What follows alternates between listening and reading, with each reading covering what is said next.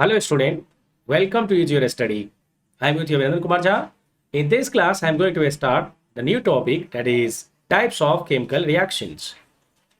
So we'll study in detail one by one the different types of chemical reactions. Let's start. So we'll study the types of chemical reactions, right? How many types of chemical reactions? There are total 4 types of chemical reactions. What are those? First is combination reaction.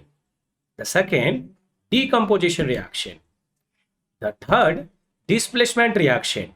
And the fourth, oxidation and reduction reaction. So in this class, out of 4, we are going to discuss the only 2. One is the combination reaction and other is the decomposition reaction. The remaining 2 we will discuss in the next class, right? Because the class time durations will be lengthy if I discuss all the 4 reactions in detail in the single class. So I will upload the separate video lecture for displacement reaction and oxidation and reduction reactions. So if you have any doubt, you can ask me. You can put, if you are watching on the YouTube, so you can also put the comment and I will reply it definitely. So let's start. What is the combination reaction? When I say combination reactions, you might be surprising.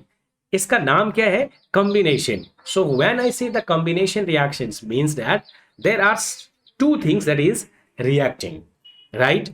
इतना तो समझ में आता है कि कोई चीज अगर कंबाइन हो रही है तो कंबाइन करने के लिए कम से कम 2 चीजों की जरूरत पड़ती है.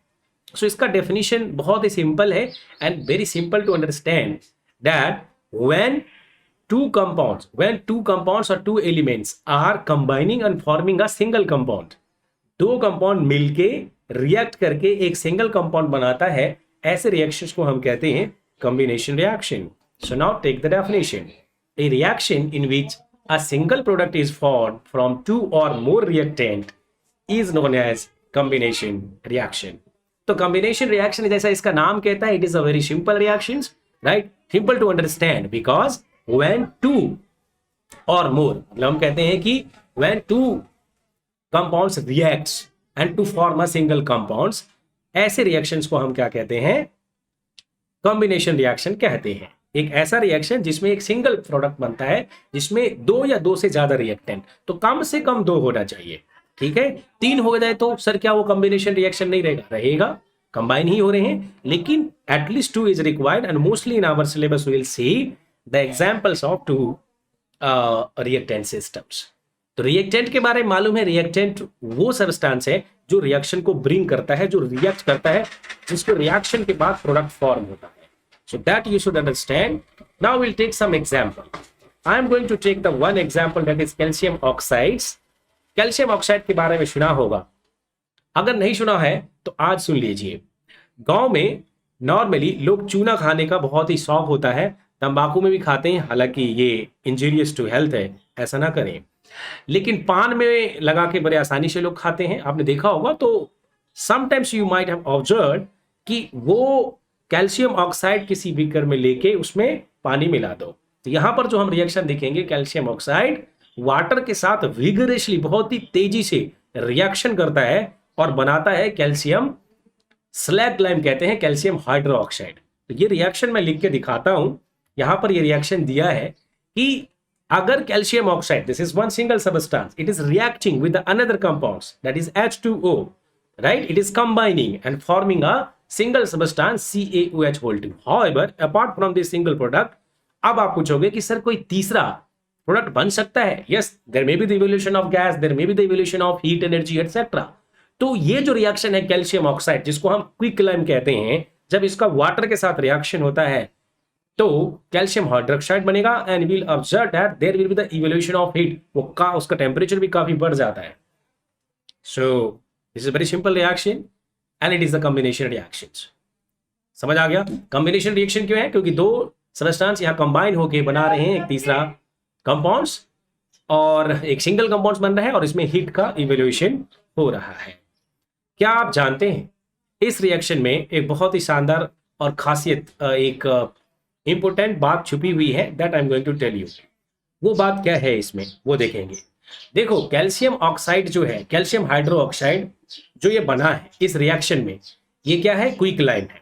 और बना क्या है हमें, ये कैल्शियम हाइड्रो ऑक्साइड जिसको हम स्लैग लाइम कहते हैं कैल्शियम ऑक्साइड, इसको बुझा हुआ चूना कहते हैं। स्लैग लाइम मतलब बुझा हुआ, मृत।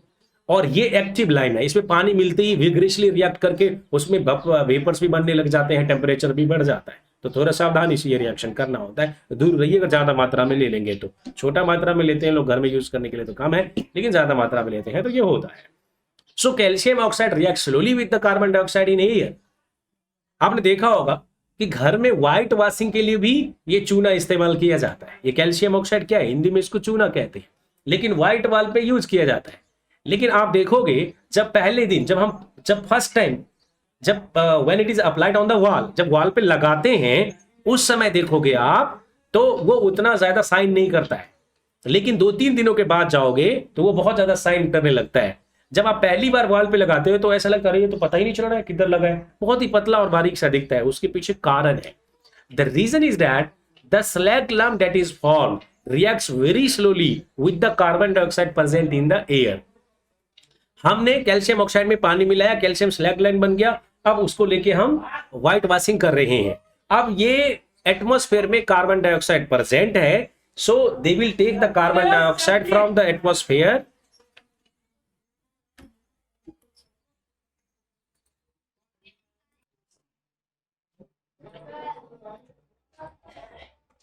सो विल सी इट हेयर। यहां पर हम देखेंगे कि कैल्शियम ऑक्साइड जो कि रिएक्ट करके स्लैग लाइम बनाया है, और ये स्लैग लाइम जो है calcium hydro oxide that reacts slowly with the carbon dioxide. और जब ये कार्बन डाइऑक्साइड के साथ रिएक्शन कर लेता है तो आपको पता है कि कैल्शियम कार्बोनेट बनाता है। ये रिएक्शन भी हमने दिया हुआ है, ये रिएक्शन भी हमने आपको दिया हुआ है। ये देखिए, ये कैल्शियम हाइड्रो ऑक्साइड रिएक्ट करके, कैल्शियम हाइड्रो ऑक्साइड रिएक्ट करेगा किसके साथ, carbon dioxide which is present in the air. तो ये जो एयर में प्रेजेंट है इससे आपको बनता है calcium carbonate, right, calcium carbonate. और ये बहुत ही फेमस है, जानते हैं इस कैल्शियम कार्बोनेट को हम क्या कहते हैं। कैल्शियम कार्बोनेट जब बनता है तो इसी को हम लाइम स्टोन बोलते हैं, इसी को हम लाइम स्टोन बोलते हैं।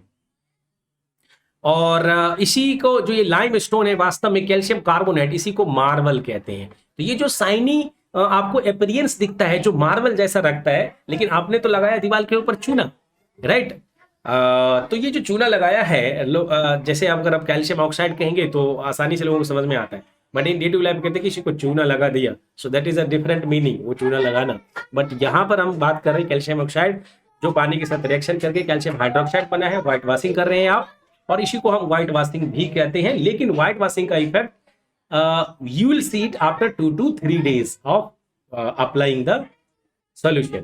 तो यहां पर जब वॉल पे पेंटिंग करने के बाद आपको 2 से 3 दिन के बाद ये दिखाई देता है that shining appearance, and why it is coming, the reaction basically is calcium hydroxide reacts with the carbon dioxide and it forms calcium carbonate। और यही कैल्शियम कार्बोनेट का केमिकल फार्मूला क्या है, that is called as the marble limestone। और ये जो CaH2 है it is used for white washing।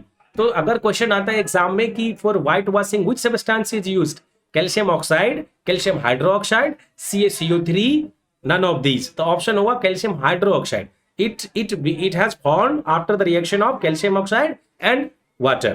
तो ये रिएक्शन बना है, यही हम दीवार पे चढ़ाते हैं ये सॉल्यूशन, समझ आया। It will react, this CaOH will to react with CO2, right, present in the air, and within 2 to 2 days after we'll see the effect on the wall। तो ये जो shiny surface आपको दिखाई देता है। So this is one of the example of combination reactions। I'm going to discuss another example, that is the reaction of carbon and oxygen। It is called as the burning of the coal। तो कोल का burning भी combination reaction है, बहुत ही simple है और इसको समझना भी बहुत आसान है। CO+O2 CO2 दे रहा है। Apart from this, for example, if I say another example, you can see it here। यहां पर मैं अगर आपको दिखाना चाहूंगा तो एक और कॉम्बिनेशन रिएक्शन का एग्जांपल हो सकता है कि फॉर्मेशन ऑफ वाटर। वाटर का आपने एक रिएक्शन देखा होगा, H2 अगर वाटर के साथ, ऑक्सीजन के साथ रिएक्शन करता है तो बना देता है H2O। ये बैलेंस रिएक्शन नहीं है, एस्केलेटर रिएक्शन है। अगर आप इसको 2H2 करेंगे तो यहां पर 2 लगा दीजिए, या हाफ कर देंगे तब भी ये हो जाता है। So this is also one of the example of combination reaction. So what I have to see it in the combination reaction, we have to see that whether two compounds reacting and forming a single compounds, that is the water. Clear है चीज? बढ़ेंगे आगे और अब हम देखेंगे कि in this combination reaction we have seen that in some reaction there is evaluation of heat. Heat यहाँ प्रोड्यूस हुआ है, ऐसे रिएक्शंस को हम क्या कहेंगे? सो ऐसे reaction, those reactions in which heat is produced are called as exothermic reaction.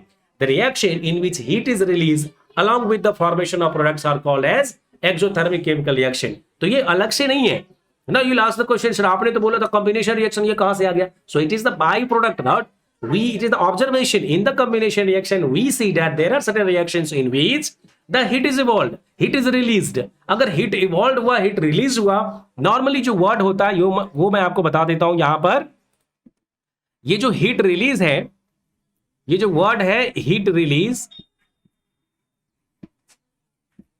ये word associated, it is associated with the exothermic reaction. ये बात ध्यान रखना है. तो एक्सोथर्मिक रिएक्शन की पहचान क्या होती है? हीट रिलीज होता है, हीट बाहर निकलता है. ठीक है, हीट इज इवॉल्व्ड, बाहर निकला है, एब्जॉर्ब नहीं हुआ है, वो अलग चीज है, बताएंगे आगे समय आने पे. So here we have to remember it, the reaction in which heat is release along with the formation of products are called as the exothermic reaction. You see the example, अभी थोड़ी देर पहले ही बताया था हमने, calcium oxides when react with, जो चूना है रिएक्ट करता है, quicklime react with water form the calcium hydroxide and there is evolution of heat. तो वही रिएक्शन यहां पर भी बुलाया मैंने.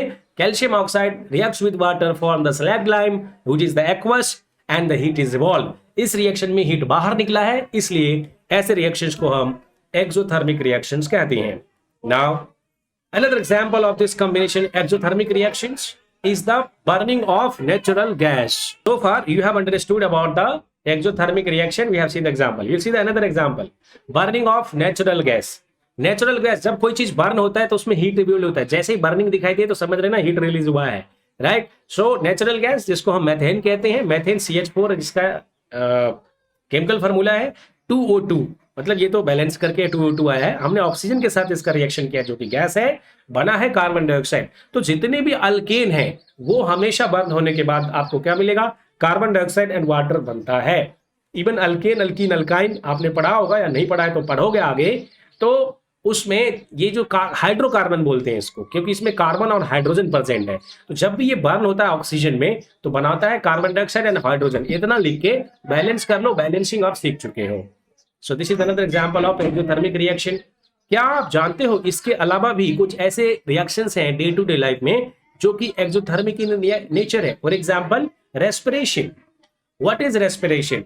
रेस्पिरेशन एक ऐसा प्रोसेस है जिसमें कोई लिविंग ऑर्गेनिज्म, राइट, रेस्पिरेशन जिसमें कि कोई living organism involving the production of energy typically with the intake of oxygen. जो रेस्पिरेशन होता है जिसमें एनर्जी प्रोड्यूस हुआ है, उसमें आपने ऑक्सीजन की सहायता से, ऑक्सीजन की हेल्प से जो एनर्जी प्रोड्यूस हुआ. नॉर्मली जो हम खाना खाते हैं, सांस लेते हैं, हमारा प्रोसेस है, तो उसमें ऑक्सीजन का भी जो प्रोडक्शन ऑफ एनर्जी है उसमें ऑक्सीजन का भी रोल है. सो ये process in living organism, not only in human being, in plant, everywhere. So a process in living organism involving the production of energy typically with the intake of oxygen and the release of carbon dioxide and the oxidation of complex organic substances. तो एक ऐसा reaction है जिसमें कि oxygen की presence से उसमें carbon dioxide, plant के अंदर, हमारा तो जो ह्यूमन बीइंग का अलग है, प्लांट में देखना तो इस तरह के रिएक्शंस आपको देखने को मिलेंगे. तो वैसा जो भी लिविंग ऑर्गेनिज्म है उसमें अगर ऐसा होता है जिसमें कि ऑक्सीजन को यूज करके, उसके फूड प्रोडक्ट को यूज करके कोई दूसरा सब्सटेंस बनता है, right, this is also the exothermic reaction. And that there we see that because it is a burning because of the presence of oxygen, so there is the release of the heat and that's why it comes under the exothermic reaction. तो exothermic reaction समझने के लिए कोई भी reaction जिसमें heat release हो रहा है तो वो एक्सोथर्मिक है, चाहे वो केमिकल फार्मूला वाला हो, चाहे कोई फिजिकल फेनोमेना वाला हो. ठीक है, और आप जानते हैं, do you know the respiration is an exothermic process. तो ये रेस्पिरेशन एक एक्सोथर्मिक प्रोसेस है. और रेस्पिरेशन होता क्या है? एक ऐसा प्रक्रिया जिसमें कि ऑक्सीजन को यूज करके उस मटेरियल को कन्वर्ट किया जाता है एक दूसरे फॉर्म में, एक दूसरे एनर्जी में, दूसरे प्रोडक्ट में. ऐसे प्रोसेस को हम कहते हैं रेस्पिरेशन कहते हैं. ठीक है, ये बातें ध्यान रखना है. अब हम आगे बढ़ेंगे और ये देखिए हमारा एक एग्जांपल लिया हमने. जो कॉम्बिनेशन रिएक्शन में रेस्पिरेशन का, जो ग्लूकोज का आपने सुना होगा प्लांट के अंदर, ये ग्लूकोज है और ऑक्सीजन के प्रेजेंस में क्या बनता है 6CO2, ये तो बैलेंसिंग करके लिखा है, कार्बन डाइऑक्साइड बनता है और H2O बनता है। होता क्या है नॉर्मली ह्यूमन बॉडी में भी क्या होता है, जो हम खाना खाते हैं जैसे रोटी चावल वगैरह, उसमें क्या होता है कार्बोहाइड्रेट होता है। कार्बोहाइड्रेट जो है वो ब्रेक डाउन हो जाता है, वो बर्न हो जाता है, टूट जाता है और वो बनाता है ग्लूकोज। और जब वो ग्लूकोज बनता है वो रिएक्ट करता है ऑक्सीजन के साथ और उससे हमें एनर्जी मिलती है। ठीक है, तो लिविंग ऑर्गेनिजम्स में ये रिएक्शन होता है और ये जो एनर्जी प्रोड्यूस हुआ है इसे हम कहते हैं, नॉर्मली खाना खाने के बाद थोड़ा बॉडी वार्म भी हो जाता है, आपने ऑब्जर्व किया होगा। So why it is happening, you should tell me, right in the comment, क्यों हो जाता है ऐसा। लेकिन ये प्रोसेस है कि जो हम कार्बोहाइड्रेट खा रहे हैं वो ब्रेकडाउन होकर ग्लूकोज बनेगा, ग्लूकोज जो है रिएक्ट करता है ऑक्सीजन के साथ और वो एनर्जी बनाता है। ये ग्लूकोज का फॉर्मूला है C6H12O6, ये ऑक्सीजन के साथ रिएक्ट करके कार्बन डाइऑक्साइड और हाइड्रोजन बनाता है और इसमें एनर्जी रिवॉल्व होता है। ये भी एक्सोथर्मिक रिएक्शन का एग्जांपल है, right. Apart from this there is another example of exothermic reaction, that is the decomposition of vegetable matter. आपने देखा होगा डीकंपोजिशन ऑफ वेजिटेबल मैटर, आसपास कभी किसी शहर के से गुजरा होगा तो उसके बाहर के किनारों पे आपने देखा होगा ऐसे कूड़ों का ढेर, ये देखिए कुछ इस तरह से भी आपने देखा होगा, मैंने सैंपल लिया है। ये जो कूड़े जो का ढेर है जो किचन से निकलता है, बाकी और भी वेस्ट प्रोडक्ट्स हैं, अगर उनको डिकम्पोज किया जाता है तो उस रिएक्शन में भी जो है हीट जनरेट होता है, तो इस रिएक्शन को भी हम एक्सोथर्मिक रिएक्शन कहते हैं। So the decomposition of vegetable matter into compost is also an example of exothermic reaction. तो ओवरऑल एक्सोथर्मिक रिएक्शन समझने के लिए की पॉइंट यही है कि those reactions in which heat is released वो हमें कुछ मालूम होना चाहिए, जैसे कि हमने एक रेस्पिरेशन का एग्जांपल दिया, डिकम्पोजिशन का एग्जांपल दिया, कैल्शियम ऑक्साइड का एग्जांपल दिया और बर्निंग ऑफ मेथेन दिया, नेचुरल गैस दिया। So where in all these reactions heat is released, heat is evolved, here we see that these are the exothermic reactions। बढ़ेंगे आगे और पढ़ेंगे हम डिकम्पोजिशन रिएक्शन। तो यहां पर हमारा कॉम्बिनेशन रिएक्शन हो जाता है पूरा, जिसमें हमने एक एक्सोथर्मिक रिएक्शन भी देखा। अब हम बढ़ेंगे आगे और पढ़ेंगे डिकम्पोजिशन रिएक्शन। जैसा कि इसका नाम कहता है कि ये डिकम्पोजिशन रिएक्शन है, तो आपको मालूम होना चाहिए कि जैसा कि कॉम्बिनेशन रिएक्शन में दो या दो से ज्यादा रिएक्टेंट रिएक्ट करके they form a single product, ऐसे ही एक single reactant will break down into two or more simpler substance is called as the decomposition reaction. तो नाम ये डिकम्पोजिशन, जिसका मतलब होता है टूटना, विघटन। ठीक है, विघटन होना, टूट जाना। तो कौन टूटेगा? एक single component will break down into the simpler, छोटे छोटे कंपाउंड्स में, सिंपल कंपाउंड्स में कन्वर्ट हो जाएंगे। इस रिएक्शन को हम कहते हैं decomposition reaction. So definitions here, in this reaction a single reactant breaks down into the simpler products। So the reaction in which a single reactant breaks down, तो इसके अलग अलग फॉर्म होते हैं। आप चाहे तो इतना लिख दिया, that is sufficient। If you want to write the another definitions, you can write the in forms of that, the reactions in which the single reactant will break down into the simple products are called as the decomposition reaction। Now we'll see that। I'm going to give you another example of this decomposition reaction। तो यहां पर आप देखेंगे इसमें हमारे पास ferrous sulphate का example है। Ferrous sulphate जब भी लोग एक्वस सॉल्यूशन के फॉर्म में, तो वो होता है FeSO4 into 7H2O, 7 मॉलिक्यूल पानी के होते हैं उसमें। तो FeSO4 और 7H2O कहते हैं। But what happens if you start heating?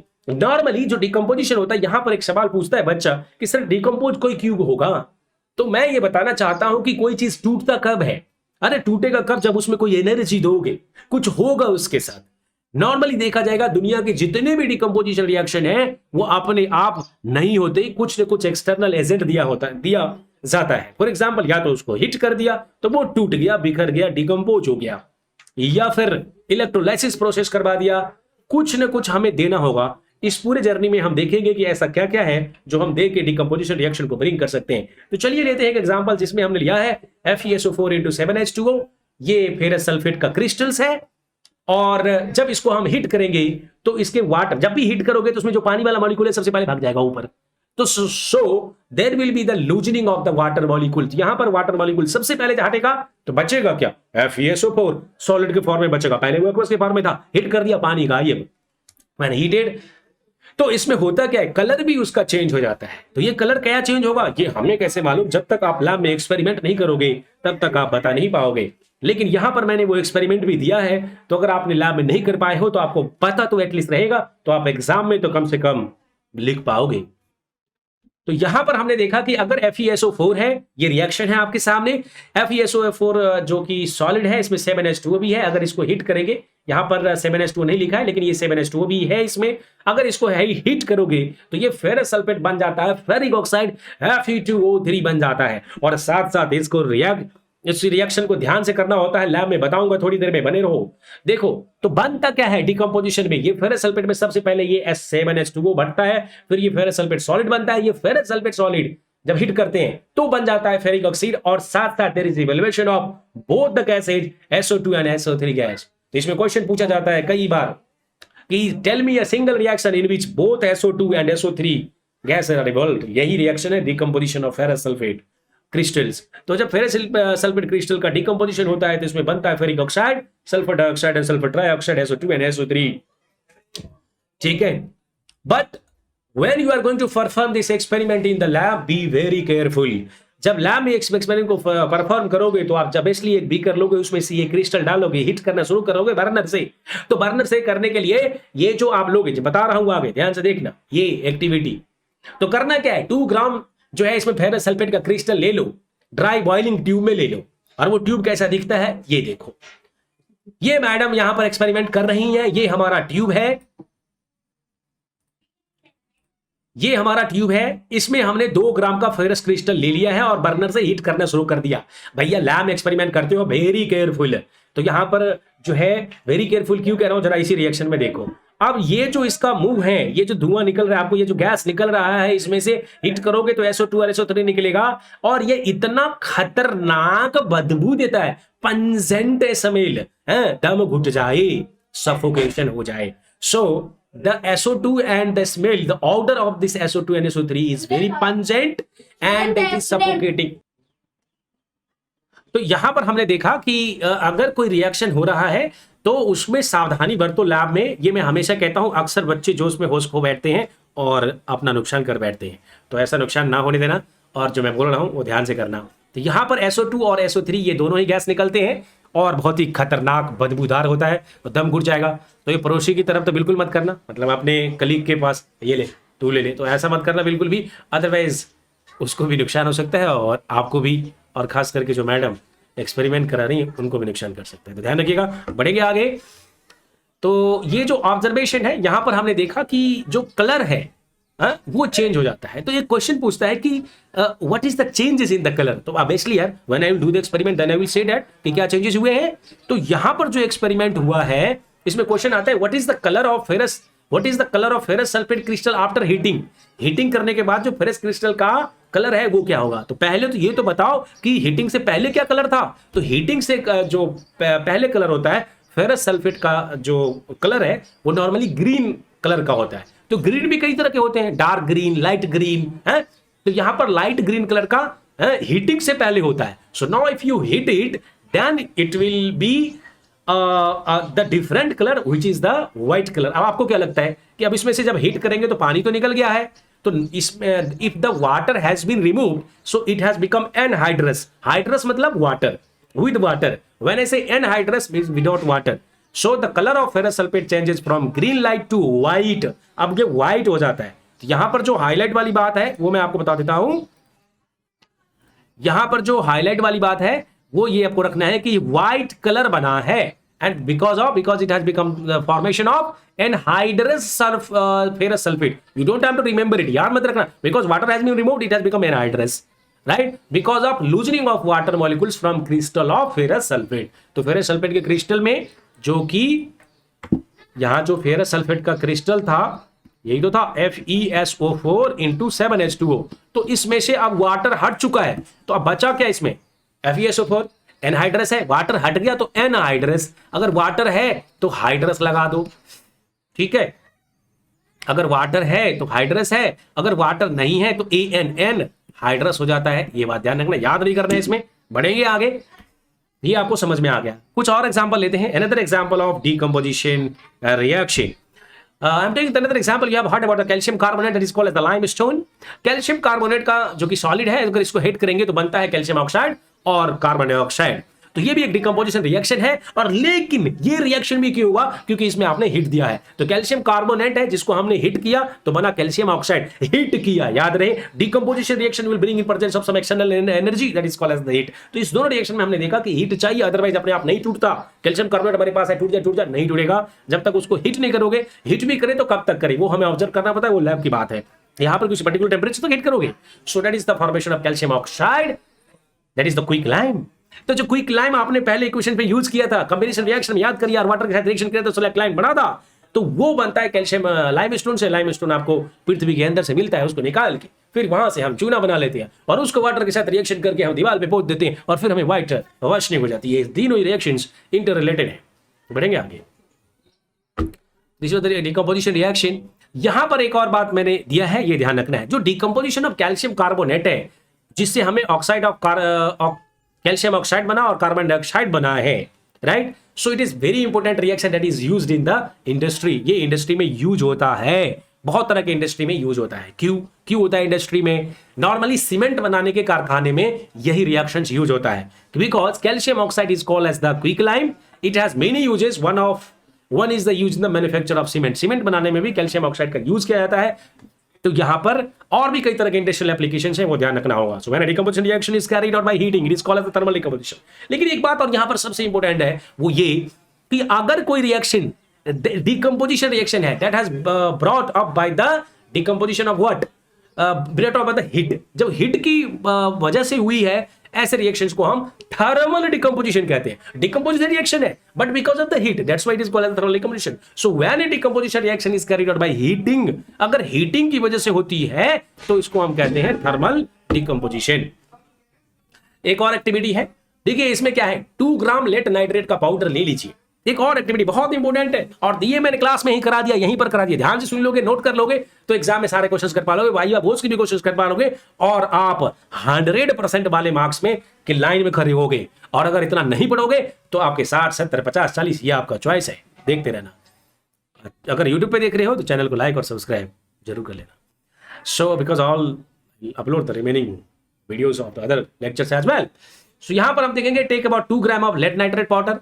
अब अगर हम लेड नाइट्रेट का पाउडर लेते हैं और बॉइलिंग ट्यूब में तो क्या होगा, ये भी एक सब्सटेंस है। और फिर उसके बाद hold the boiling tube with a pair of tongs, और उसे पेयर ऑफ टोंग से पकड़ के रखो, हाथ से पकड़ के मत रखना क्योंकि हीट करोगे तो गर्म हो जाएगा और हाथ में एकदम झटका लगेगा और फिर छोड़ दोगे, right. Over a flame, what do you observe? अब कह रहे हैं कि लेड नाइट्रेट में आप क्या करते हो, तो ये जो ऑब्जर्वेशन है वो मैंने दे दिया है। You will observe emission of brown fumes of NO2। ये है आपका सेटअप। ये हमने क्या किया, ये बर्नर है, आपने टोंग से इस ग्लास ट्यूब को पकड़ा है, इसमें लेड नाइट्रेट का सॉल्यूशन जो कि मात्र 2 ग्राम, अब 2 किलो लेके मत बैठ जाना, उसमें हटेगा ही नहीं, उसके लिए बड़ा कंटेनर चाहिए और ज्यादा गैसेज बन जाएंगे तो फिर सांस लेना भी मुश्किल हो जाएगा। So here we see that in the boiling tube there is a formation of NO2। ये रिएक्शन है, रिएक्शन भी दे दिया कैसा बनता है। लेड नाइट्रेट का फार्मूला होता है 2PbNO3 और बनता है 2PbO और बनेगा NO2 और O2। तो NO2 को हम नाइट्रोजन डाइऑक्साइड कहते हैं, डाइऑक्साइड क्योंकि ऑक्सीजन 2 है, और बनता है लेड ऑक्साइड PbO।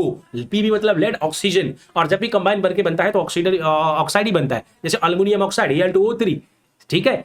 तो फेरिक ऑक्साइड Fe2O3, तो ऑक्साइड जब भी होंगे तो उसमें ऑक्सीजन होगा ही होगा, लेड नाइट्रेट है और इसमें ऑक्सीजन रिलीज होता है। कुछ और एग्जांपल देते हैं डिकम्पोजिशन रिएक्शन का। एक बहुत ही सिंपल रिएक्शन है जो आप घर पे भी कर सकते हो। यहां पर हम लेते हैं AgCl।